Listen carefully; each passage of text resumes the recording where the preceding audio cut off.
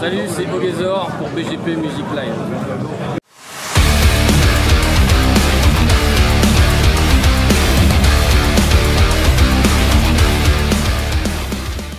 Alors bonjour à vous, merci beaucoup de nous accorder du temps. Vous le voyez, on est dans un décor un petit peu particulier. On est sur le Hellfest, on a la chance de vous croiser sur cette date et on va commencer déjà par vous laisser vous présenter. Merci Elodie et BGP Music Live de nous accueillir pour cette interview. Ça fait toujours plaisir d'avoir des journalistes qui prennent du temps pour s'intéresser au projet. Alors on va se présenter, je vais commencer. Donc moi je suis F2301, le leader du groupe Ogezor, groupe hybride entre de la musique pop culture, science-fiction et du metal indus. Donc dans le groupe je compose et sur scène je suis au guitare et aux machines. Eh bien, quant à moi, je suis K74 et j'officie à la basse avec un son un petit peu particulier parce qu'on ne voulait pas garder le son de basse de base et en fait on parle plutôt de hybrid strings pour justement ce côté un petit peu particulier du son. Voilà. Alors effectivement, on a choisi de vous interviewer sur cette date parce qu'on vous a croisé. Il y aura la chronique à un moment quand on sera plus en retard sur BGP Music Live. Donc là, le temps est relatif, il n'y a pas de problème. C'est ça, exactement, on a le temps. Là, ce qui est intéressant, c'est qu'il y a un vrai concept. Donc, il y avait un groupe avant. Le vôtre actuel, il est créé depuis 2017 et on est sur, vous parlez beaucoup d'un background de science-fiction qui allie à la fois le son et les visuels. Ouais. Donc, sur quel type de science-fiction en fait vous êtes basé? Parce que c'est vaste comme domaine. Ah, effectivement, donc le concept du groupe, alors, je sais pas si je regarde le truc ou si je te regarde toi. Comme tu veux. Donc effectivement, le concept du groupe, ça arc-boute vachement sur la science-fiction. Mon frère et moi, on est des fans de science-fiction depuis qu'on est grand comme ça en fait. Autant dire que ça fait un... Voilà. Exactement, on est un peu les Igor et Grishka de la musique. Nous on a connu, enfin moi j'étais encore un peu jeune. Mais j'ai connu exactement les débuts de Temps X. Voilà. Pour moi ça a été, ouais tu vois, et c'était Temps X, c'était ouf. Donc voilà, le projet est vraiment nourri par la science-fiction. L'idée c'est de raconter une histoire. Alors, peut-être qu'on y reviendra après, mais il y a tout un background historique qui a été développé sur l'histoire d'Ogezor. Et donc pour répondre à la question, c'est surtout la science-fiction tirée des films et des bandes dessinées. Moi je suis un gros fan de bandes dessinées, donc il y a l'Incal, les Métabarons, des choses comme ça, Jodorowsky et compagnie. Donc ça m'a beaucoup nourri mon imaginaire. Et toute la partie filmographie, donc ça va être très large, ça va être du Interstellar, du Matrix, même du Star Wars ou tout ce qu'on peut imaginer, série. Donc c'est toute cette science-fiction là qui va m'intéresser. Et donc science-fiction tournée vers le futuriste. Parce que en ce moment on parle un peu aussi de rétro-futur, donc j'anticipe peut-être un peu les questions, mais le mouvement synthwave, tout ça, on parle de rétro-futur. Moi c'est pas ce qui m'intéresse. C'est vraiment le futuriste quoi. Ouais. Donc la science-fiction vraiment classique. Et même si tout dans ce que j'ai cité c'est pas là le cas, mais j'essaie plutôt de partir sur de la hard SF, donc c'est vraiment de la SF inspirée par de la vraie science. Moi j'aime beaucoup les sciences, j'ai un doctorat en sciences, donc j'ai toujours adoré la physique, etc. Et donc j'essaie aussi de m'inspirer des théories physiques contemporaines pour alimenter justement l'univers Ogezor et partir sur des conjectures qui sont un peu plus fondées que juste je fais un trou dans une truc, je passe à travers et je passe d'un point à l'autre par exemple, qui est très utilisé pour faire des déplacements cosmiques. Bon, moi j'utilise pas ça dans l'univers, ça n'existe pas, donc voilà. D'accord. De toute façon, pour expliquer à quel point ce concept il est poussé loin, en fait quand on va sur votre site, il y a carrément un e-book qu'on peut télécharger. Je vous laisserai aller voir pour les fans vraiment, même au niveau des concepts visuels, et qui explique tout le background mythologique en fait qu'il y a autour. Si je reviens au côté musique, votre dernier nouvel album, ce qui date de 2022, c'est donc Distortion Process. C'est ça. Donc vous faites comment? Vous composez à deux, chacun sur votre partie, ou t'amènes on va dire la base totale? Non, en fait je compose tout de mon côté, je pars toujours d'une histoire en fait pour composer. Une histoire, donc ça peut être soit un personnage de l'univers, soit des lieux, soit des interactions entre les personnages ou une émotion particulière. J'ai une espèce d'histoire dans ma tête et j'essaie de faire une musique là-dessus. Pour moi, c'est hyper important de composer par rapport à une histoire. Je peux pas composer si j'ai pas un truc à raconter. En fait. Et donc, je compose tout le truc. Après, je l'envoie à mon frangin qui bosse comme un ouf. Qui bosse comme un ouf. Comme un malade. Jouer les trucs que je lui ai envoyés. Ouais. Et après, il y a un petit fine-tuning quand on commence à le jouer en live. Ouais. Souvent, les trucs, là, je ferai plutôt comme ça ou comme ci. Donc, un petit fine-tuning après. Les nouveaux titres, on les fait toujours en live avant de vraiment les sortir.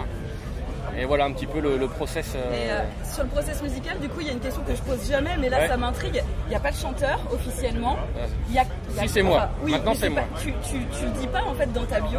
À aucun moment, c'est mis en avant. Alors, peut-être pas partout parce que c'était pas officiel, mais maintenant, ça l'est. Ouais, c'est ce que j'allais demander parce qu'il y a des voix. Ouais. La musique est clairement prédominante, mais il y a quelques voix. Donc, j'allais demander comment vous faisiez sur les lives, etc. Donc, finalement, c'est moi qui suis au micro. D'accord. C'est surtout qu'en fait. La volonté première du groupe, c'est d'avoir que de la musique. Oui. Ça, c'était quand F il m'a présenté le projet. En fait, ça a matché direct dans le sens où il y avait vraiment cette atmosphère qu'on voulait imposer, faire en sorte que les gens puissent rentrer dans la musique, se faire leur propre film. Parce qu'il ne faut pas oublier que comme on est fan, moi, on est aussi très cinéphile. C'était l'objectif, c'est-à-dire que les gens puissent comprendre la musique, mais par rapport à eux-mêmes, par rapport à leur propre expérience. Et le fait aujourd'hui d'apporter des voix, je pense que ça va encore. C'est des steps qu'on passe, tu vois. À un moment, il y avait pas de voix et il y a de plus en plus de voix. Et voilà. Et pour revenir sur le processus de création, moi, ça me va très bien dans le sens où je pense que faire des consensus, c'est compliqué parfois, malgré le fait qu'on soit frères. Et même si on s'entend super bien, parce qu'on est frères, on pourrait ne pas s'entendre de toute façon. Mais le truc, c'est que ça a très bien marché jusqu'à présent, donc finalement on n'a pas besoin de changer. J'ai pas besoin d'apporter ma pierre à l'édifice, je l'apporte sur scène. Et voilà, donc c'est pour ça que le process de création est très bien comme ça. Et nous, ça nous va très bien. Et en plus, on est que deux, donc c'est parfait. Et donc pour complémenter, c'est ce que disait mon frère, c'est que au XOR, le but, c'est de stimuler l'imaginaire de l'auditoire. Alors tout le monde fait un peu ça, c'est le principe de la musique. Mais moi, je veux aller vraiment dans... C'est presque une transe, si j'exagère un peu. C'est-à-dire qu'en concert, c'est vraiment différent que sur l'album, parce qu'il y a toute la partie vidéo qu'on n'a pas abordée. Et l'idée, au début, on n'avait pas de chant, c'est ce que tu disais, c'est que quand on met du chant, on focalise l'attention sur quelque chose, sur un texte, sur un mec qui chante, etc. Donc moi, j'avais enlevé ça pour dire non, je veux vraiment que les gens ils partent dans leur délire, etc. Et après, comme on fait beaucoup de live, c'est vrai qu'avoir du chant, c'est quand même sympa aussi. Pour passer à des passages où là, du coup, on va plutôt refocaliser l'attention sur certaines choses, communiquer plus avec le public, etc. C'est pour ça que je développe plus ça maintenant et qu'il y aura des titres un peu plus conventionnels, je pense, à l'avenir. Justement, on est dans le temps du live, je rappelle qu'on est au Hellfest, je vais recentrer un peu là-dessus. Vous êtes à découvrir en live, très clairement, au-delà de l'album. Est-ce que vous avez des dates de prévues en live prochainement pour que les gens vous découvrent? Oui. Alors, on jouera au Japan Tour le 3 juillet. Ouais. Donc, comme je disais tout à l'heure, XOR, c'est le pont entre la pop culture SF et le metal indus. D'accord. Donc, on a une setlist qui est modulable. Et selon les endroits où on joue, on va faire soit vraiment que du métal, soit on va faire un truc un peu plus pop culture, soit un peu entre les deux. D'accord. Donc on joue au Japan Tour, on va faire un jeu de rôle grandeur nature post-apocalyptique au mois d'août. Donc ça s'appelle Rad Wars 2. Donc là c'est super ambiance parce qu'il y a 200 personnes qui sont en mode Mad Max. Et nous on intervient dans le scénario. C'est pas la première fois qu'on fait ce genre d'événement. C'est-à-dire qu'on n'est pas des musiciens, on n'est pas Ogazer qui vient faire un concert, on est des personnages du scénario qui se retrouvent dans le scénario, qui se passe des choses, et donc c'est hyper sympa à faire. Et c'est quasiment officiel, je pense que je peux l'annoncer. Wow. Non, mais c'est pas un truc de ouf. On va jouer au AK Shelter à Nantes. D'accord. Donc c'est un putain de bar de motards, quoi. Ouais.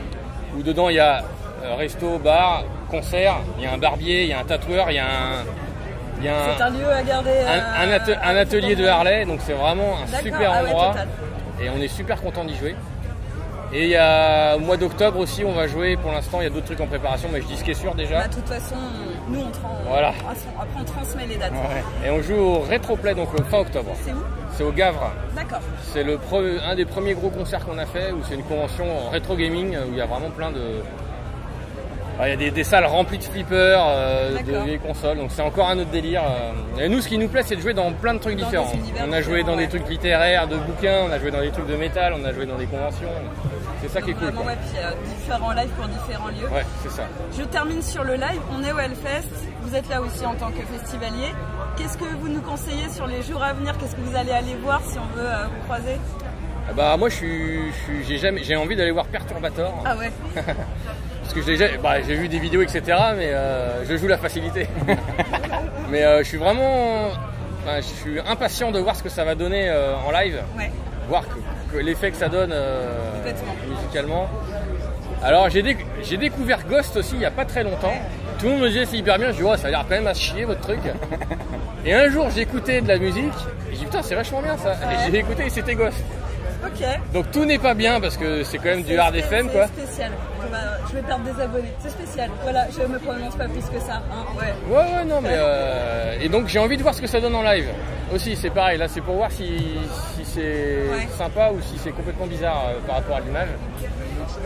Non, c'est le deuxième week-end. Ouais, mais oui. On sera pas là.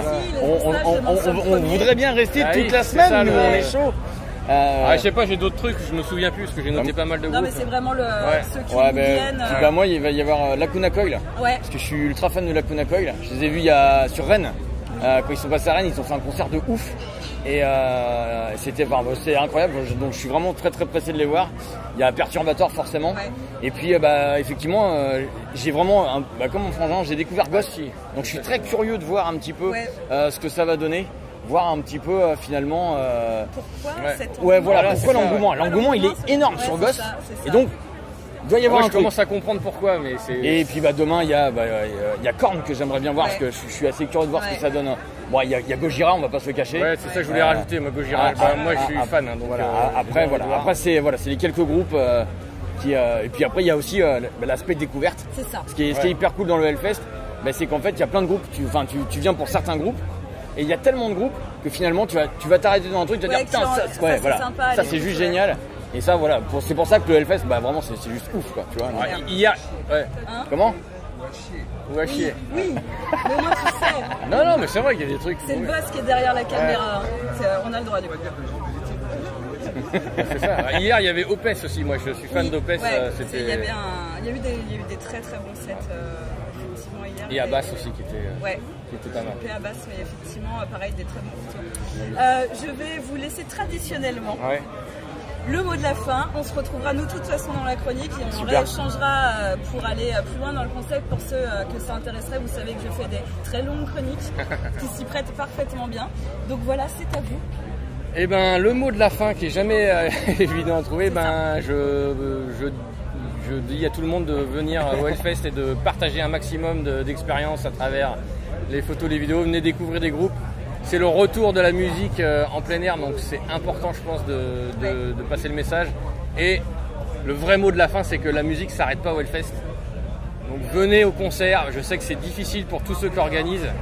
On a des amis qui organisent des concerts, etc. C'est hyper galère. Donc venez après le Hellfest qui est un super événement, mais continuez de venir au concert, achetez des préventes et faites que la musique puisse continuer d'exister même après le Covid et même si le Covid revient et même s'il y a un autre truc que le Covid. Ne nous laissons pas abattre et donnons la chance à la musique. Voilà, c'est beau. C'est un beau mot de la fin. Magnifique mot de la fin. Merci encore à vous de nous avoir accordé du temps sur notre temps de festivalier. Profitez bien du fest. Merci à vous deux. Et puis à tout bientôt sur BGP Music Live. Merci, bye bye. Salut les gens.